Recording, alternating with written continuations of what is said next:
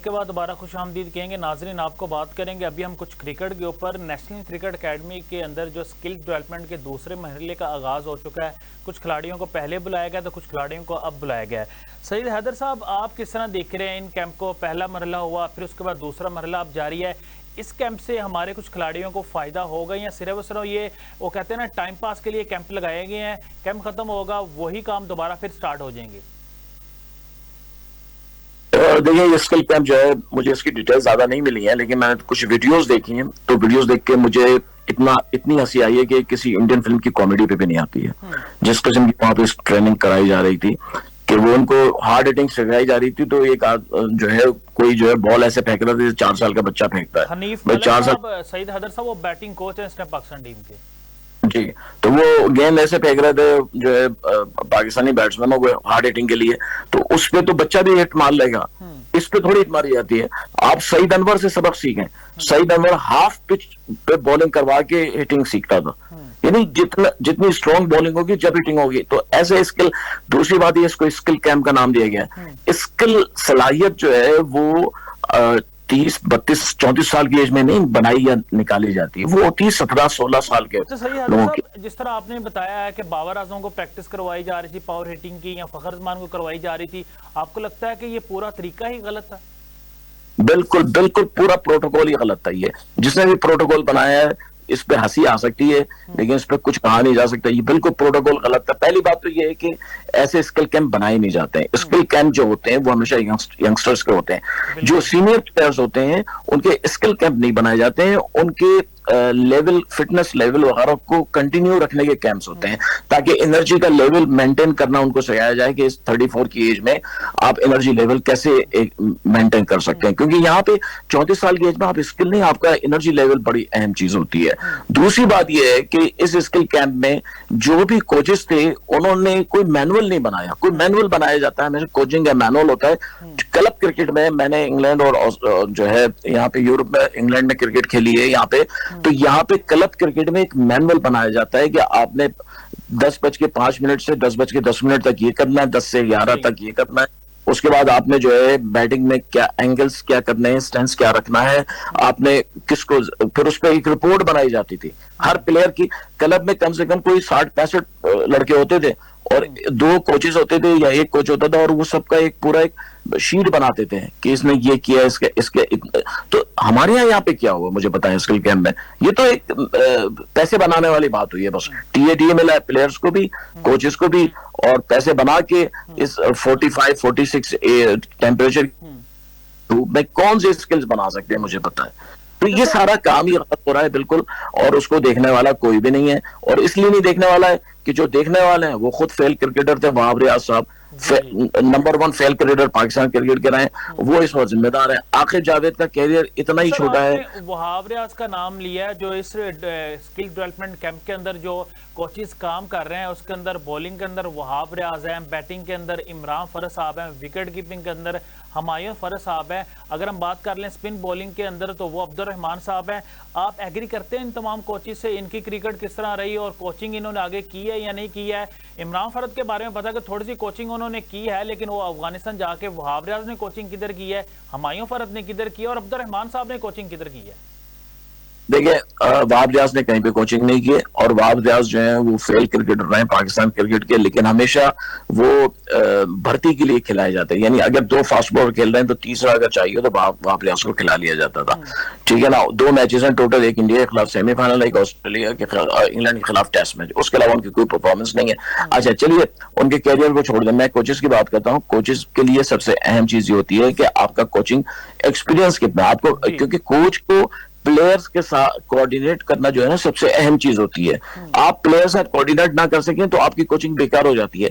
ये जितने भी नाम है, चाहे हुमायूं फरद हो या इमरान फरद हो, ये लोग जो है इनका कोऑर्डिनेशन प्लेयर्स के साथ बिल्कुल नहीं है। देखिए, प्लेयर्स के साथ कोऑर्डिनेशन जिन लोगों का होता है उनकी कुछ और ही उनकी क्लास होती है।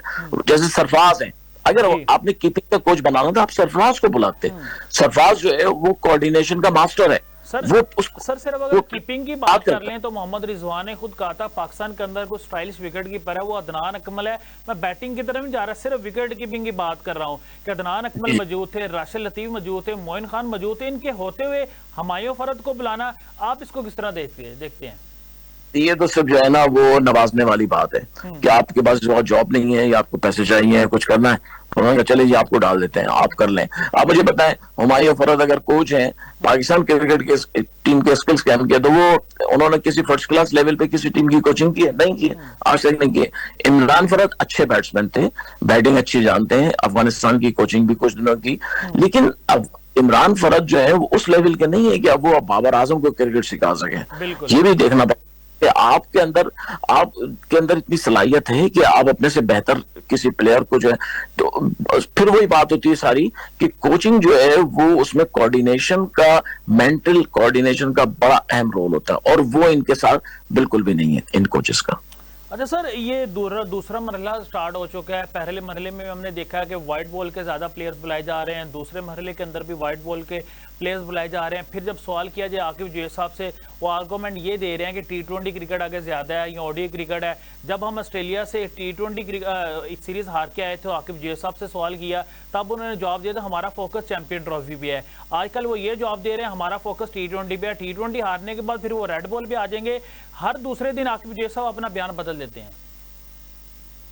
देखिए, जब तक टेस्ट क्रिकेट आपको खेलना नहीं आती आप T20 नहीं खेल सकते।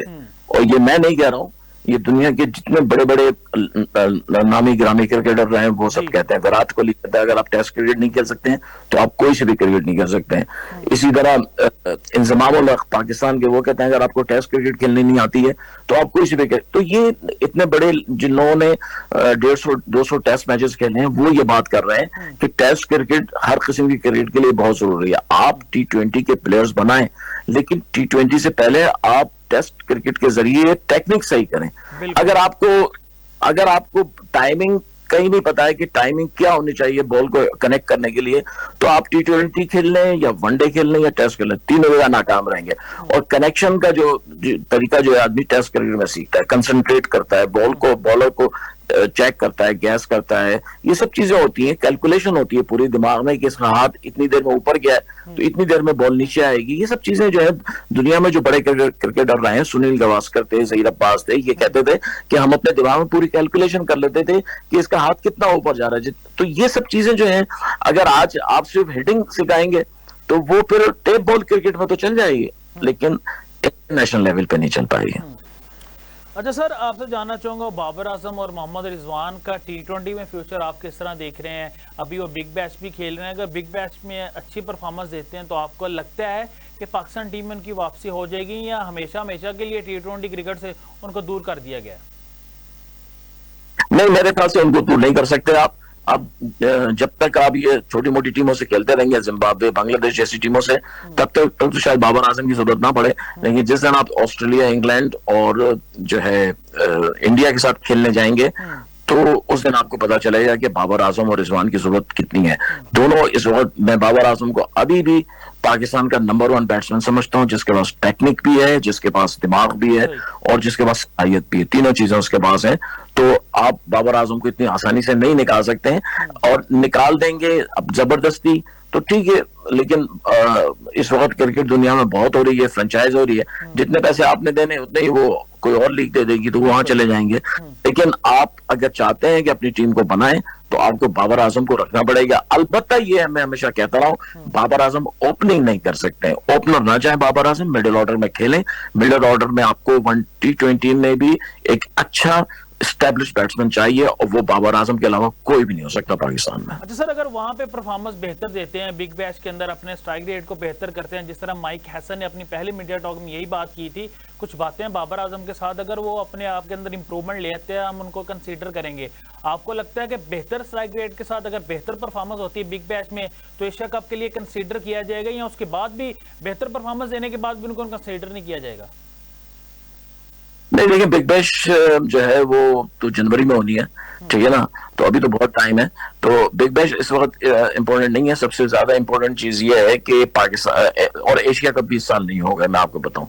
तो दोनों चीजें जो है वो अभी, लेकिन असल जो है वो पाकिस्तान का जो मुकाबला है वो वेस्ट इंडीज के साथ है जुलाई में, जहां पे आपको 5 हो गए या 6 मैचेस हो गए T20 के, तो वहां पे आपको जो है अपनी सलाहियतें दिखानी पड़ेंगी। और वेस्ट इंडीज T20 में अपने मुल्क में हमेशा बड़ी खतरनाक टीम होती है। हालांकि 3 मैच अमेरिका में और 3 मैच वेस्ट इंडीज में, लेकिन वेस्ट इंडीज हमेशा, और वहां पे पता चलेगा सही कि पाकिस्तान की टीम की जो प्लेयर्स हैं, बैटर्स हैं, वो कहाँ खड़े हैं। उसके बाद फिर आपकी नेक्स्ट साउथ अफ्रीका के साथ लीग है, फिर उसके बाद आप श्रीलंका के साथ हैं, फिर आप जो है next year T20 world cup के लिए अपने आप को तैयार करना है। तो ये तीनों चारों इवेंट्स जो हैं ये बड़े इंपॉर्टेंट हैं। लेकिन माइक हैसन अगर बाबर आजम के बारे में ऐसी बात कर रहे हैं तो मैं समझता हूँ माइक हैसन को माफी मांगनी चाहिए, क्योंकि माइक हैसन अभी इस लेवल के आदमी नहीं है कि वो बाबर आजम पर कुछ कह सके और तनकीद कर सके। माइक हैसन को अपना लेवल देखना चाहिए। सही। अच्छा सर, आखिरी सवाल जानना चाहूंगा, आपने कहा कि इस साल एशिया कप नहीं हो रहा, क्यों नहीं हो रहा है, क्या वजह, वो जरा बता दीजिएगा। देखिए, एशिया कप जो है वो इसलिए कि इंडिया उसका होस्ट है, और इंडिया जो है वो चूंकि अब ये वर्ल्ड कप के जो पाकिस्तान वो चैंपियंस ट्रॉफी में जब इंडिया नहीं आया, तो उन्होंने एग्रीमेंट कर दिया कि अब पाकिस्तान इंडिया के जो मैचेस होंगे वो बाहर होंगे पाकिस्तान यहाँ से। तो वो उसके लिए एक तरह से मैं समझता हूँ उसकी शिकस्त है, उसके अपने जो उसका प्रोग्राम था सारा, उसका जो मकसद था उसमें। तो एशिया कप जो है वो होस्ट के पास राइट होता है कि वो बढ़ाए या कुछ करे। तो ऐसा लगता है कि एशिया कप जो है इस साल नहीं हो पाएगा। अगर सिचुएशन कुछ बेटर हो गई सियासी तौर पर तो हो सकता है कि शायद हो जाए, लेकिन अदरवाइज इसके इम्कानात बहुत कम है, क्योंकि इंडिया की कोशिश ये होगी कि पाकिस्तान के मैचेस जो है कम से कम कहीं पे खेले, और उसमें एशिया को नजरअंदाज करना उसके लिए आसान है। बिल्कुल सर, आप सही कह रहे हैं। अगर सियासी सिचुएशन बेहतर होगी तो फिर ही एशिया कप होगा। बहुत शुक्रिया, आपने हमें अपना कीमती टाइम दिया। हमारे साथ मौजूद थे senior sports analyst Syed Haider साहब। नाजरीन, एशिया कप भी इस साल होने जा रहा है, फिर 2026 के अंदर T20 वर्ल्ड कप भी होने जा रहा है, और T20 वर्ल्ड कप जो भारत और श्रीलंका के अंदर खेला जाएगा, पाकिस्तान की टीम तो भारत में ट्रैवल नहीं करेगी। पाकिस्तान की टीम अपने तमाम तर मैचेस श्रीलंका के अंदर खेलेगी। वो भी जो वुमेन वर्ल्ड कप होने जा रहा है उसके अंदर भी ICC ने अपना शेड्यूल जारी किया, और पाकिस्तान की टीम अपने तमाम तर मैचेस वो श्रीलंका कोलंबो के अंदर खेलेगी। ये डिसाइड हुआ था चैंपियन ट्रॉफी 2025 के अंदर। मोहसिन नकवी साहब ने ICC के साथ मिलकर इस चीज़ के ऊपर ये बात कंफर्म की थी कि बाकी टीम अगर पाकिस्तान में आके चैंपियन ट्रॉफी के मैचेस नहीं खेलेगी, हमारी टीम भी भारत में जाके 3 साल के लिए ICC कोई भी इवेंट नहीं खेलेगी। इसके ऊपर इम्प्लीमेंट हो रहा है। अभी वुमेन वर्ल्ड कप का हो रहा है, उसके ऊपर भी इम्प्लीमेंट किया गया। आगे 2026 T20 वर्ल्ड कप है, तो वहाँ भी पाकिस्तान की टीम भारत ट्रैवल नहीं करेगी। आज तक के लिए इतना ही। मुझे मेरी टीम को दीजिएगा इजाज़त। मिलते हैं इंशाल्लाह अगले प्रोग्राम में।